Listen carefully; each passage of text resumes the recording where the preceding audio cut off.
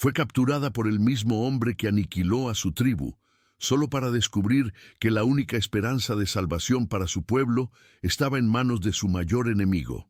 Si las historias sobre el poder de la resiliencia resuenan contigo, suscríbete al canal para que continuemos este viaje juntos. El aire denso de las sierras de Chihuahua pesaba con el olor a pólvora y pino quemado, un aroma fúnebre que se aferraba a la garganta de Nalinda, atrapada contra una formación rocosa, con el corazón latiendo descontrolado contra sus costillas. Veía el fin de su existencia reflejado en los ojos del capitán Emiliano Vargas.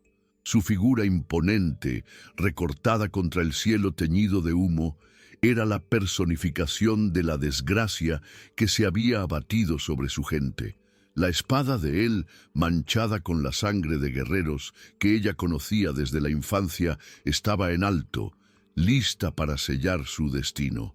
En sus manos, los restos de hierbas medicinales que había intentado usar para salvar a un anciano se convirtieron en un polvo inútil, un símbolo amargo de su fracaso en proteger a quienes amaba. Cada grito de dolor de su tribu resonaba en sus oídos, fusionándose en un único y ensordecedor sonido de pérdida, mientras el acero esperaba para silenciarla para siempre. En un último y desesperado acto de autopreservación, un susurro frágil escapó de sus labios temblorosos, una súplica que era más para los espíritus que para el hombre frente a ella. «Por favor, no lo hagas, soy virgen». No era una petición por su vida, sino por el honor de su espíritu, la última fortaleza que le quedaba en medio de la masacre. El capitán, cuyo rostro era una máscara impenetrable de furia y deber, se detuvo. Sus ojos, que antes ardían con la fiebre de la batalla, vacilaron, y por un instante una sombra de tormento atravesó su expresión. El brazo que sostenía la espada tembló, no por vacilación, sino como si una fuerza invisible lo contuviera. Entonces, en un movimiento que desafiaba la lógica de aquella carnicería, bajó el arma y, con la otra mano, se quitó su pesada capa militar. En lugar del golpe fatal, la envolvió con la tela, cubriéndola en una oscuridad que olía a enemigo y a una inexplicable y aterrorizante seguridad. Pero para entender cómo llegamos a este punto, necesitamos retroceder en el tiempo.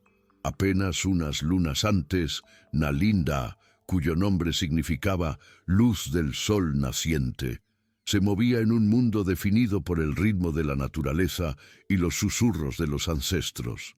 Su vida se desarrollaba en los valles protegidos de las sierras de Chihuahua, un santuario de belleza implacable que era tanto la cuna como el campo de batalla de su pueblo, los apaches Chiricahua.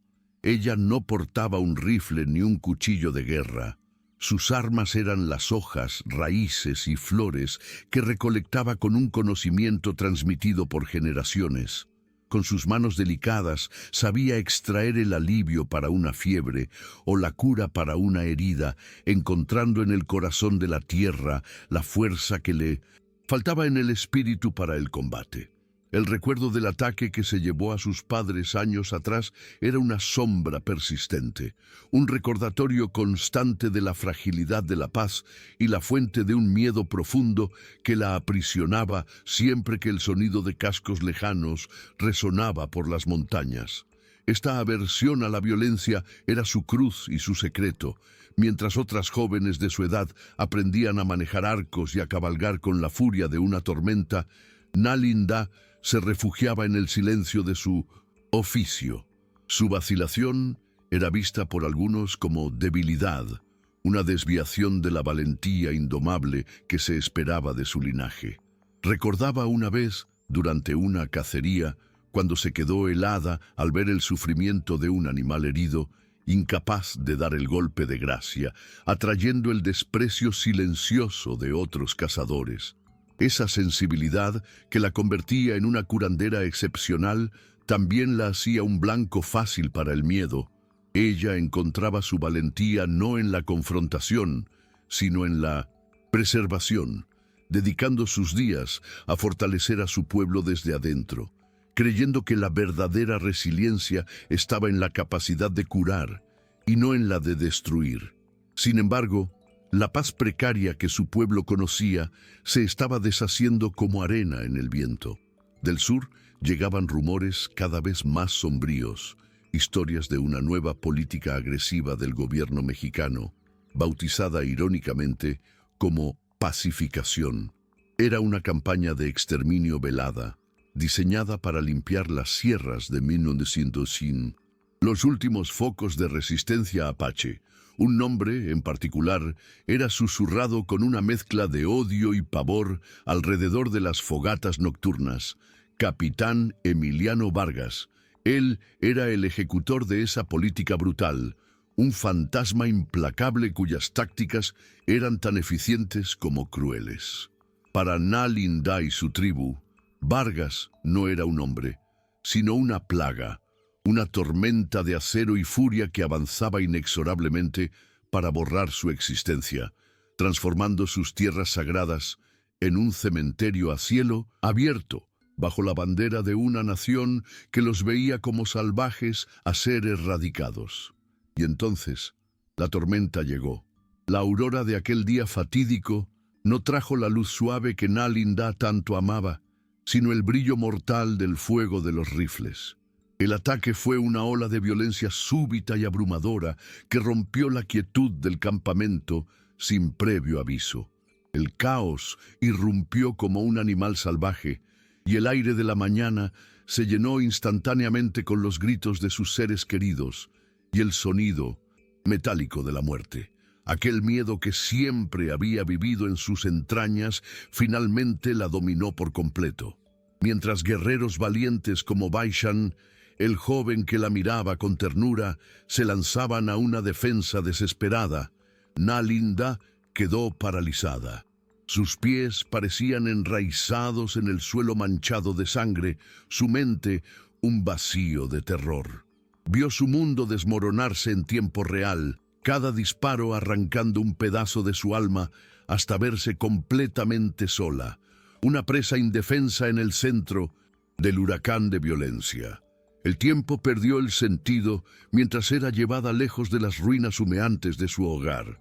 La capa del capitán, pesada sobre sus hombros, era una paradoja andante, un escudo que la salvó y una jaula que la aprisionó. Cada paso la alejaba más de todo lo que conocía, sumergiéndola en un silencio ensordecedor, roto solo por el trote de los caballos y las órdenes ásperas de los soldados. Nal Inda observaba al capitán Vargas que cabalgaba delante de ella. Él no miraba hacia atrás, su perfil era como una estatua de granito, impenetrable. Ella intentaba descifrar el enigma de aquel hombre. ¿Cómo la misma mano que empuñó la espada para aniquilar a su pueblo pudo ser la que la cubrió con un manto de protección? En su rostro no veía la satisfacción de un conquistador, sino las líneas profundas de un agotamiento que parecía venir del alma, un tormento que reflejaba, de una forma distorsionada y aterrorizante, el suyo propio. La llegada al fuerte mexicano fue como entrar en otro mundo, un lugar donde la tierra era domada por murallas de piedra y la libertad era contenida por centinelas y alambre de púas. La arquitectura rígida y la disciplina severa del lugar eran una afrenta al espíritu libre de las montañas que ella llamaba hogar. Al ser conducida por el patio, sintió el peso de las miradas de los soldados, una mezcla de curiosidad, desprecio y lujuria que la hizo encogerse aún más bajo la capa. Fue entonces que sus ojos se encontraron con los del teniente Morales, el segundo al mando. No había curiosidad en su mirada, solo un odio puro y gélido.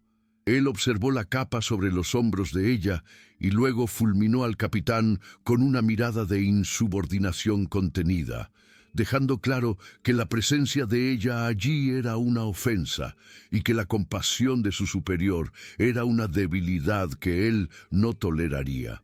La valentía de Nal Inda en este momento es lo que nos inspira. Si tú también sientes esa fuerza, Demuestra tu apoyo dejando un comentario. Y para no perderte ningún paso de esta y otras increíbles jornadas de superación, aprovecha para suscribirte al canal. Los primeros días en el fuerte fueron una mancha borrosa de dolor y desorientación. Confinada a un pequeño almacén húmedo que olía a moho y pólvora, Nalindá era acechada por los rostros de su familia y amigos, un tormento silencioso que la visitaba cada noche. El dolor era tan abrumador que podría haberla consumido, pero dentro de ella, la semilla de la supervivencia insistía en brotar. Comenzó a observar, transformando su luto en vigilia. Sus ojos, antes entrenados para encontrar hierbas raras en la ladera de una montaña, ahora se dedicaban a descifrar los patrones de aquel lugar hostil. Memorizaba los horarios de los cambios de guardia, la cadencia de las patrullas, la forma en que se distribuía la comida y, lo más importante, las fisuras en la armadura de sus captores. El poder del capitán Vargas era absoluto, pero la lealtad de sus hombres era frágil, especialmente la del teniente Morales. Entendió que para sobrevivir necesitaría ser más que una prisionera. Necesitaría convertirse en la observadora más atenta de aquel fuerte. La hostilidad del teniente Morales no tardó en manifestarse, viéndola como un trofeo no deseado y una prueba viviente de la debilidad de su superior. La sometía a humillaciones constantes con la esperanza de quebrar su espíritu.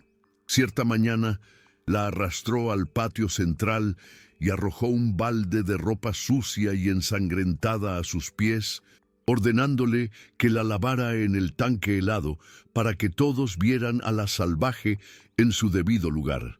El miedo recorrió la espina dorsal de Nalindá, pero lo miró, no con desafío, sino con una calma dignidad que lo desarmó. Sin decir una palabra, se arrodilló y comenzó a trabajar, lavando los uniformes con una precisión metódica. Su silencio era más poderoso que cualquier grito. No le daría la satisfacción de verla llorar o suplicar.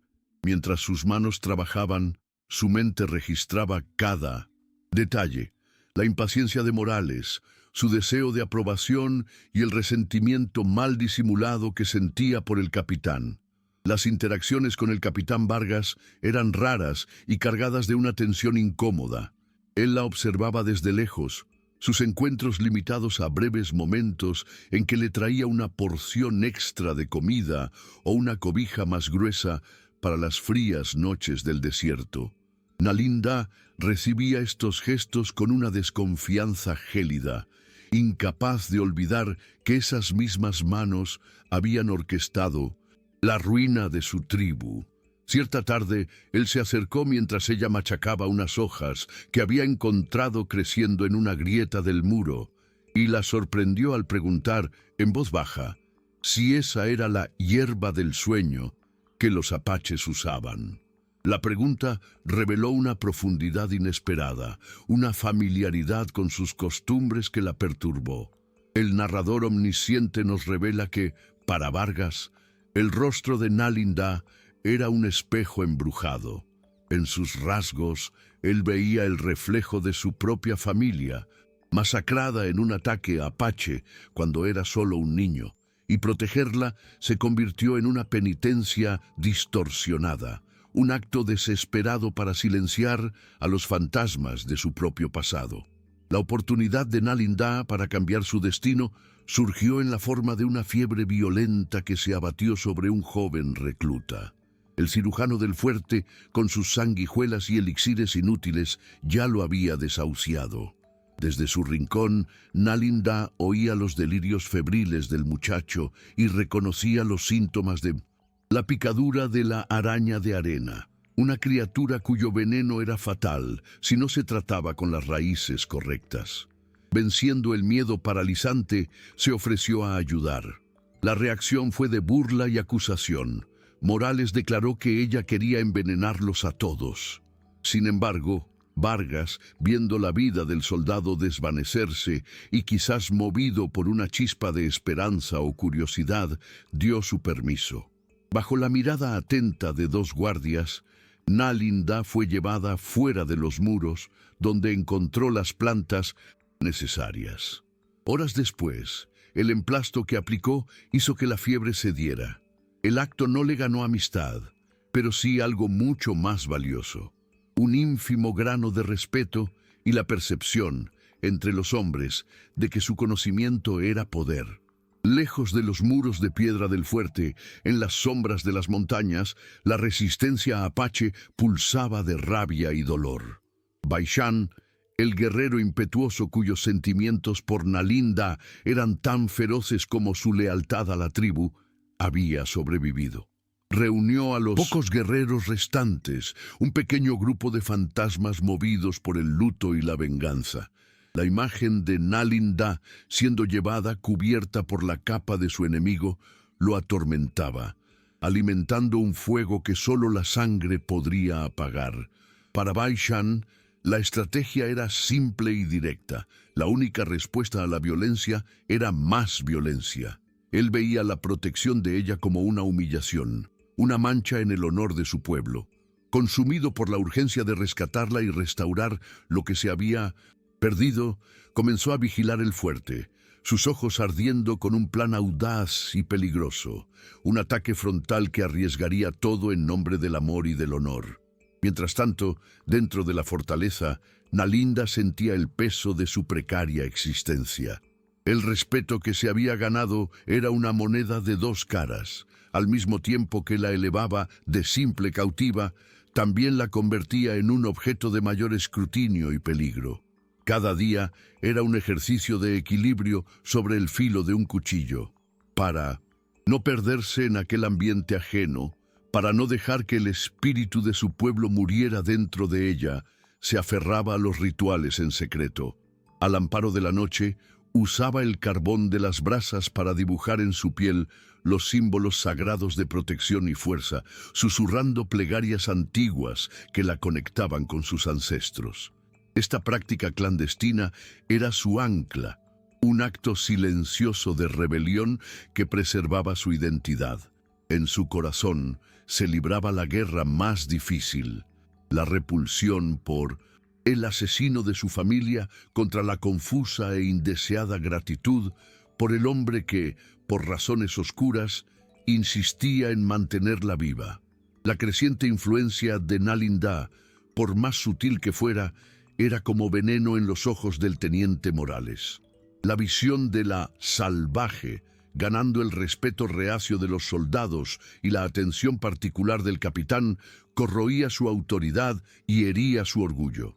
Él no la veía como una curandera, sino como una serpiente que se infiltraba sigilosamente en la fortaleza, lista para atacar. Determinado a extirpar lo que consideraba una amenaza existencial y a probar la tontería de la compasión de Vargas, decidió actuar. Desafiar al capitán abiertamente era impensable, así que recurrió al arma de los cobardes. Cierta noche, él mismo le entregó la comida a Nalinda, un gesto inusual que inmediatamente encendió una alerta en su mente.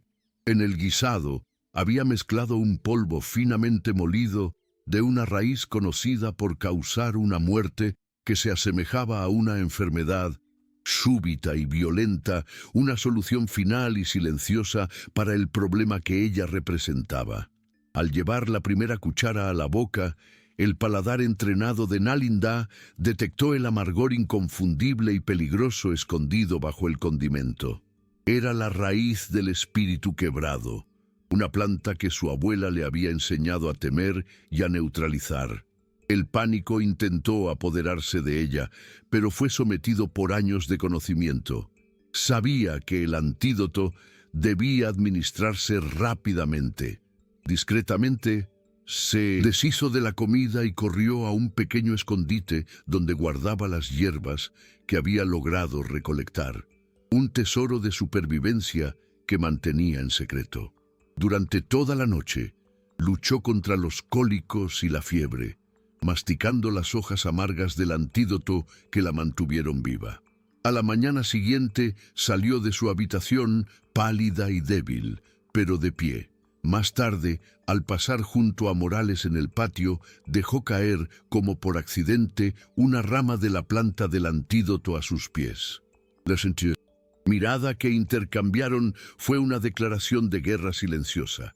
Él supo que ella había sobrevivido y ella supo que él era su cazador. El incidente dejó una marca. El capitán Vargas, aunque ignorante de los detalles de la traición de Morales, percibió la nueva y mortal tensión entre su teniente y la prisionera. Notó la palidez de Nalinda y el miedo que ahora se escondía permanentemente en sus ojos. Movido por su complejo instinto protector, la trasladó a un pequeño anexo cercano a sus propios aposentos, con el pretexto de necesitar sus conocimientos médicos cerca. Fue allí, en la quietud de las largas noches del desierto, que las murallas a su alrededor comenzaron a derrumbarse. Atormentado por pesadillas que lo llevaban de vuelta a su infancia y a la masacre de su familia, a veces hablaba en sueños, fragmentos de dolor escapando de sus labios. Nalinda, despierta, oía las palabras entrecortadas sobre una niña y fuego. En aquel hombre poderoso, finalmente vislumbró lo que se escondía bajo el uniforme. Un alma tan marcada por la violencia apache como la suya estaba marcada por la violencia mexicana. El enemigo tenía un rostro, y era un rostro de sufrimiento. Con su nueva posición y la confianza reacia que se había ganado, Nalinda obtuvo un poco más de libertad para circular. Cuidaba de los enfermos y recibió permiso para cultivar un pequeño jardín de hierbas en la parte trasera del fuerte. Para los soldados, se convirtió en parte del paisaje, una figura silenciosa e inofensiva, y en su presencia las lenguas se soltaban. Hablaban abiertamente sobre la escasez de suministros, sobre la moral baja y, crucialmente, sobre los planes para el futuro. Fue así, mientras recolectaba manzanilla, que escuchó la conversación que le heló la sangre. Planeaban una ofensiva final y masiva, una limpieza de las sierras para erradicar a todos los apaches restantes antes de que llegara el invierno. Mencionaron exploradores que habían encontrado rastros de un pequeño grupo, el grupo de Baishan. La información cayó sobre ella como una sentencia de muerte. De repente, su propósito cambió. La supervivencia personal ya no era suficiente. Ahora cargaba el destino de su pueblo en sus manos. El peso del secreto era una tortura física. Cada día que pasaba, Nalinda sentía el lazo de la aniquilación apretándose alrededor del cuello de su pueblo. Observaba los preparativos para la gran ofensiva con un pavor creciente. El sonido del herrero afilando las espadas, el olor del aceite en las armas recién limpias, la visión de los soldados contando sus municiones. Cada detalle era un clavo en el ataúd de Baishan y de los últimos chiricahuas. Su lealtad a ellos era incuestionable, pero ¿cómo actuar? Estaba atrapada en una red de emociones contradictorias, su vida protegida por el hombre encargado de ejecutar la sentencia de muerte de su pueblo y su muerte deseada por el hombre que lideraría la masacre. Mientras Baishan, en su ignorancia, planeaba un rescate noble pero inútil, Nalinda, la prisionera, se convertía en la única e improbable guardiana del futuro de todos. Una responsabilidad abrumadora que transformaba su supervivencia en una carga terrible. El punto de inflexión llegó en una noche de tormenta, cuando el viento aullaba como los espíritus de sus ancestros. Llamada para llevarle un té calmante a Vargas, que estaba inquieto, lo encontró en su oficina, inclinado sobre un mapa con el teniente Morales. Sus voces eran un trueno contenido, una disputa acalorada sobre táctica y honor. Nalinda se quedó paralizada en el umbral de la puerta, oculta por la sombra. En el mapa, una marca roja circulaba la ubicación del cañón del eco oculto, el lugar exacto donde sabía que Baishan buscaría refugio. Y entonces escuchó las palabras de Morales, dichas con una satisfacción cruel. No pretendía una confrontación, sino un cerco. Su estrategia era bloquear las dos únicas salidas del cañón y prender fuego a la vegetación seca, transformando el refugio en una tumba de fuego y humo, sin dar oportunidad de lucha o rendición. En ese instante, la amenaza dejó de ser un plan militar y se convirtió en un genocidio meticulosamente diseñado. La pasividad de Nalindá se hizo añicos. La hora de solo observar había terminado. De vuelta a la seguridad de su habitación, con el corazón martillando contra las costillas, el terror dio paso a una claridad gélida. El miedo paralizante que la había atormentado toda su vida no desapareció, sino que fue forjado por su rabia y su sentido del deber en una nueva y afilada determinación. Una fuga desesperada era inútil. La cazarían y la matarían antes de que pudiera recorrer la mitad del camino hasta el cañón. La fuerza bruta era el campo de sus enemigos. Su fuerza, se dio cuenta, residía donde siempre había estado, en el conocimiento silencioso de la tierra. Su mirada cayó sobre las bolsas de hierbas secas, sus aliadas de curación, y un plan audaz y peligroso comenzó a florecer en su mente. Sus ancestros no solo le habían enseñado a curar, sino también a incapacitar. No podía detenerlos con flechas o balas, pero podría combatirlos desde adentro, usando la propia naturaleza como su arma. La curandera se convertiría en una saboteadora. A la mañana siguiente, el día en que la expedición estaba programada para partir, Nalindá actuó. Con una expresión de preocupación y cuidado, se acercó al cocinero del fuerte y se ofreció a preparar un gran caldero de té, fortificante para las tropas. Argumentó que la bebida los protegería del frío cortante de las montañas y les daría la resistencia necesaria para la larga marcha. La oferta fue recibida con gratitud. Los soldados, muchos de los cuales ya se habían beneficiado de sus remedios, hicieron fila para recibir la bebida caliente y aromática. Lo que no sabían era que mezclada con las hierbas energizantes había una dosis calculada de la hierba del sueño, la misma que Vargas había identificado. La planta no era letal, pero inducía una somnolencia profunda e ineludible. Era una apuesta de vida o muerte. Si el efecto era demasiado débil, sería inútil. Si era demasiado fuerte o descubierto, sería su sentencia de muerte inmediata. En pocas horas, una extraña niebla de apatía descendió sobre el fuerte. Los soldados, que deberían estar marchando con vigor, bostezaban en sus puestos, sus movimientos lentos y descoordinados, como si se movieran bajo el agua.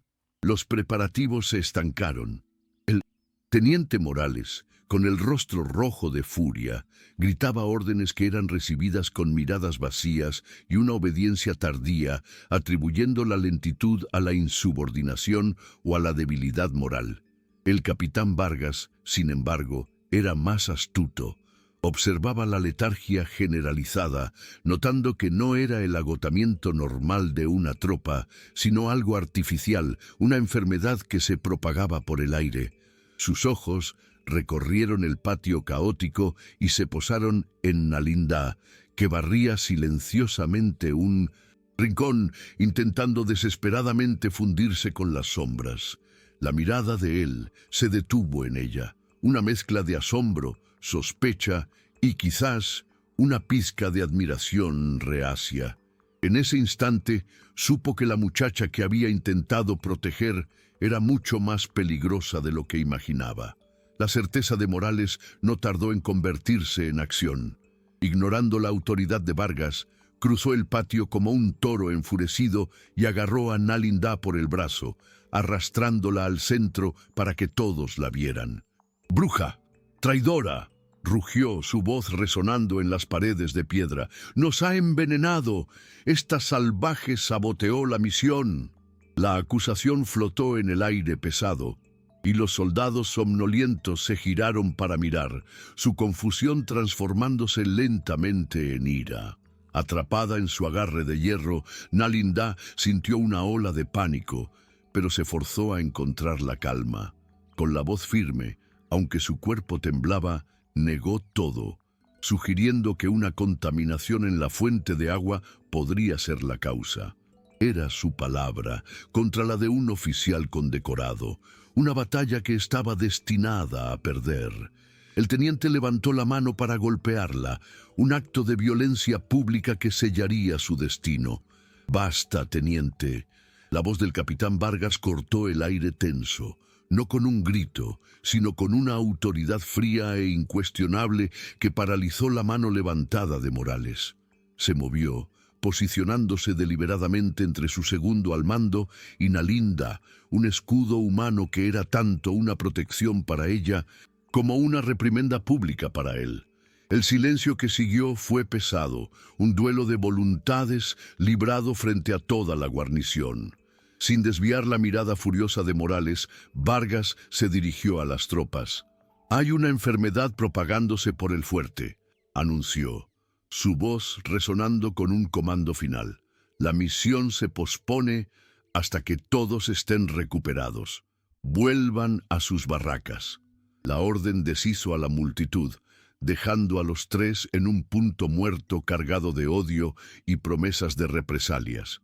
Al proteger a Nalindá, Vargas había trazado una línea de batalla dentro de su propio comando, una fractura que no podría ser reparada.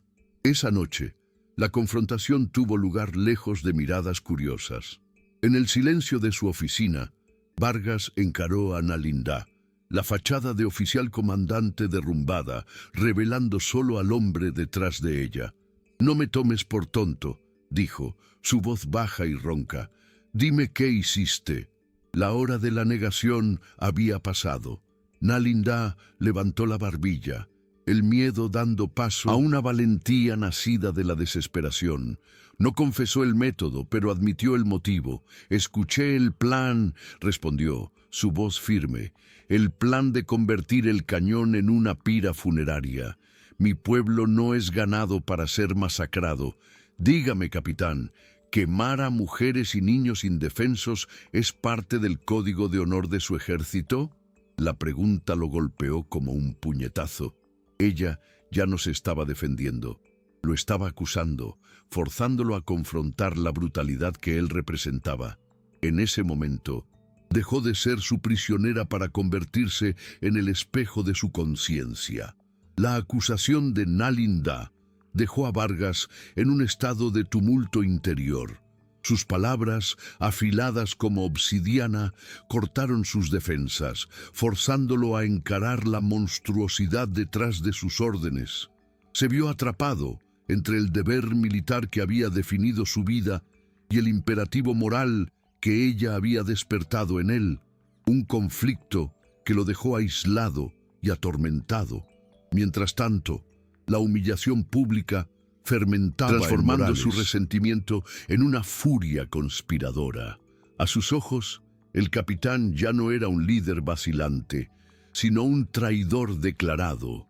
Seducido y corrompido por la prisionera apache, comenzó a moverse por las sombras del fuerte, reuniendo en secreto a los soldados más brutales y descontentos, hombres que compartían su desprecio y que veían la compasión de Vargas como una traición a su raza y nación. La lealtad de la guarnición se fracturó y el aire se cargó con el olor a motín. Nalindá, con sus sentidos agudizados por la necesidad de supervivencia, sintió el cambio en la atmósfera. Veía los susurros en las esquinas, las miradas de odio que la facción de Morales le lanzaba y el creciente aislamiento del capitán. Una alianza frágil y silenciosa se formó entre ella y Vargas, nacida no de la confianza, sino de un peligro compartido. Su comunicación era un ballet de gestos no dichos. Él se aseguraba de que la comida de ella viniera de su propia cocina y apostaba a un guardia de Minanesinthes confianza cerca de su habitación. Ella, a cambio, lo guiaba a una fuente de hierbas que aceleraban la recuperación de los soldados, eliminando la excusa de la enfermedad y forzando la mano de sus enemigos. Todavía eran enemigo y cautiva. Un abismo de sangre e historia los separaba, pero en aquel microcosmos de odio, la supervivencia de uno se había vuelto inextricablemente ligada a la del otro. La paciencia de Morales finalmente se agotó.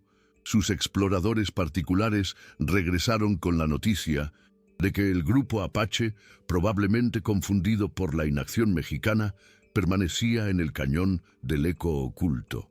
Para el teniente, esta era la prueba final de la traición de Vargas. El honor, el deber y la codicia se fusionaron en una única y decisiva furia. Esa noche reunió a sus seguidores en el patio de armas con el pretexto de una inspección nocturna. Allí, bajo la luz parpadeante de las antorchas, pronunció su discurso encendido, hablando de un capitán debilitado, hechizado por una salvaje, que los llevaría a la ruina y a la deshonra. Ofreció a sus hombres una elección clara: la lealtad a un comandante fallido o la gloria, la venganza y las recompensas del gobierno por la erradicación total de los enemigos. Antes de que se pudiera dar la alarma, el grupo de renegados montó en sus caballos y partió en la noche, un ejército fantasma en un acto de motín y sed de sangre. La noticia de la deserción llegó a Vargas demasiado tarde, traída por un joven centinela que permaneció leal. Morales y sus hombres ya habían sido tragados por la oscuridad, dejando al capitán solo, un general sin ejército. La desesperación se apoderó de él. Sus hombres iban en camino a cometer un crimen de guerra que no podía impedir. Sus recursos se habían agotado, quedándole solo una última e impensable opción. Corrió a la habitación de Nalindá, la urgencia borrando cualquier vestigio de jerarquía entre ellos. Sin rodeos, expuso la terrible verdad. Morales iba en camino para ejecutar su plan de aniquilación, y él estaba impotente para detenerlo. Luego la confrontó con la elección más imposible de su vida. Tendría que confiar en él. Tendría que guiarlo, a su enemigo jurado, hasta el escondite de su pueblo, apostando la vida de todos en la palabra de honor del hombre que había destruido a su familia. Mirando a los ojos del capitán, Nalindá no vio a un conquistador, sino a un hombre tan desesperado como ella. En un susurro que selló su destino y el de su pueblo, aceptó. La cabalgata nocturna que siguió fue una prueba silenciosa, un viaje a través de un territorio atormentado por fantasmas. Con cada cañón que atravesaban, con cada sombra que se movía, la duda la carcomía. ¿Estaba salvando a su pueblo o conduciéndolos a la trampa final? Cada fibra de su ser gritaba contra la lógica de confiar en el hombre que personificaba su dolor. A su lado, Vargas cabalgaba en su propio infierno particular, la urgencia de su misión impulsada por la necesidad de impedir una masacre que sería un eco horrible de la que lo convirtió en huérfano. Enemigos unidos por un propósito común corrían contra el amanecer, con el destino de dos culturas pesando sobre sus hombros. Llegaron a la boca del cañón del Eco Oculto cuando los primeros rayos de sol pintaron el cielo de gris y rosa. El silencio era profundo, pero cargado de una energía mortal. A lo lejos podían oír el sonido ahogado de los hombres de Morales posicionándose, preparando la trampa, usando un sendero de cabras que solo su pueblo conocía. Nalindá guió a Vargas al corazón del campamento dormido. Su aparición fue como un rayo en cielo sereno. Baishan, cuyos ojos nunca dejaron de vigilar, fue el primero en verlos. Al presenciar a Nalindá junto al capitán mexicano, su rostro se contorsionó en una máscara de traición y agonía. La conclusión era obvia y devastadora. Los había vendido. Con un grito de furia y dolor, levantó su rifle, listo para matar al enemigo y a la mujer que amaba. En ese instante, Nalindá se Arrojó frente a Vargas, con los brazos abiertos, convirtiéndose en un escudo humano contra el odio de su propio pueblo. ¡No dispares! La voz de Nalindá resonó por las paredes del cañón, una súplica desesperada para contener la furia de Baishan. En un torrente de palabras, intentó explicar lo inexplicable, la traición de Morales, el plan para quemarlos vivos, la alianza imposible que se había visto forzada a hacer. Pero para Baishan, cegado por el dolor y el odio, la visión de su enemigo en Minonducientú, el corazón de su refugio, era una profanación que ninguna palabra podía justificar. Mientras tanto, el capitán Vargas permaneció de pie, con las manos abiertas y lejos de su arma, una rendición simbólica para probar sus intenciones. Se dirigió a Baishan, no con la arrogancia de un oficial, sino con la seriedad de un hombre que conocía la guerra. «El teniente Morales actúa sin mi autoridad», dijo, su voz firme. «No vino a luchar, vino a asesinar. El peligro que yo representaba para ustedes ayer no es nada comparado con el peligro que él representa para todos nosotros hoy». El tenso impas fue roto por el sonido agudo de un disparo, seguido por una ráfaga de balas que rebotaron en las rocas sobre sus cabezas. Las tropas de Morales habían llegado. La realidad de la amenaza golpeó el campamento con la fuerza de un golpe físico, probando la verdad en las palabras de Nalindá de la manera más brutal posible. El infierno comenzó. En medio del caos de gritos y disparos, Vargas entró en acción. No levantó su arma contra los apaches, sino que corrió hacia una posición elevada y expuesta, convirtiéndose en un blanco. «¡Teniente Morales!», gritó, su voz de mando resonando por encima del ruido de la batalla. «En nombre del ejército mexicano, lo declaro amotinado. Cese el fuego inmediatamente». La única respuesta de Morales fue una risa de burla y una orden para que sus hombres dispararan a cualquier cosa que se moviera, ya fuera Apache o el capitán traidor. La lucha por la supervivencia se convirtió en una batalla desesperada de 3 frentes bajo el cielo que se iluminaba. La batalla fue corta, brutal y caótica. Mientras los guerreros de Baishan usaban su conocimiento del terreno para defenderse, Vargas, movido por una furia redentora, se centró en un único objetivo. El líder del motín se movió a través del fuego cruzado con una precisión mortal, anticipando las tácticas de su exsubordinado. La confrontación final entre los dos oficiales no fue un duelo de honor, sino una pelea salvaje en el polvo y las rocas, impulsada por meses de resentimiento contenido. Fue la conciencia de Vargas contra la ambición ciega de Morales. Con una fuerza nacida de la desesperación por impedir que la historia se repitiera, Vargas logró desarmar y someter al teniente. Al ver a su líder derrotado y atrapados entre la furia de los apaches y la autoridad innegable del capitán, los amotinados restantes dudaron, bajaron las armas y se rindieron. El sonido de los disparos finalmente cesó. Un silencio pesado e incómodo se apoderó del cañón, puntuado por los quejidos de los heridos de ambos lados. Los guerreros apaches, aún con las armas en la mano, observaban mientras Vargas mantenía a un Morales espumeante de rabia bajo control. Baishan, con el rostro manchado de pólvora y sudor, finalmente bajó el rifle, un gesto de reconocimiento, no de confianza.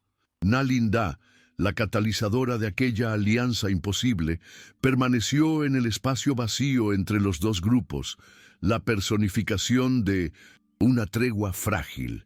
Sin aliento, Vargas la miró y luego a Baishan, el líder de los sobrevivientes. Entonces hizo su propuesta, no como un conquistador, sino como un negociador.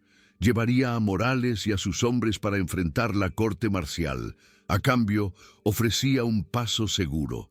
Debían tomar sus pertenencias, cruzar la frontera hacia Arizona y buscar refugio. No ofreció paz ni amistad, sino algo más crudo e inmediato, una oportunidad para vivir. Baishan, con el orgullo herido pero con los ojos abiertos a una nueva realidad, miró a Nalinda. En su rostro ya no veía a la joven asustada que deseaba proteger, sino a una mujer cuya sabiduría y valentía habían forjado un camino hacia la supervivencia que su propia furia jamás podría haber encontrado. Su fuerza no estaba en el filo de un cuchillo, sino en la profundidad de su entendimiento y en la resiliencia de su espíritu.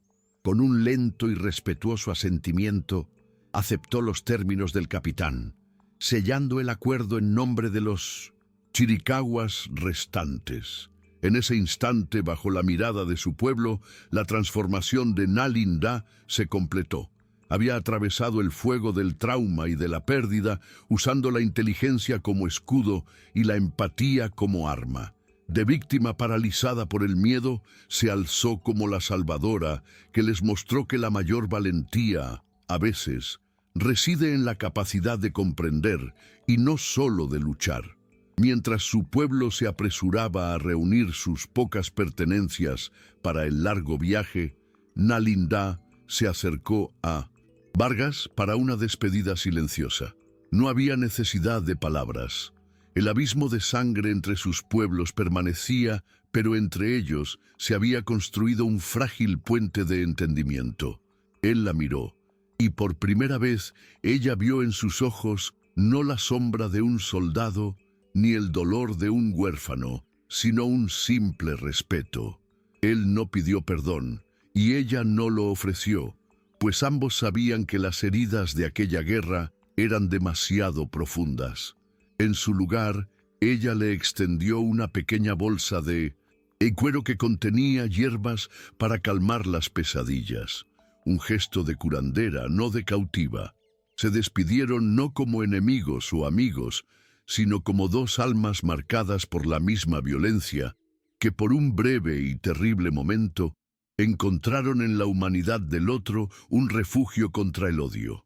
Meses después, bajo un cielo diferente, Nalinda observaba el sol ponerse sobre las montañas de Arizona. Su pueblo, aunque más pequeño y marcado por las pérdidas, estaba construyendo una nueva vida en territorio seguro. La libertad tenía un sabor agridulce, pero era real.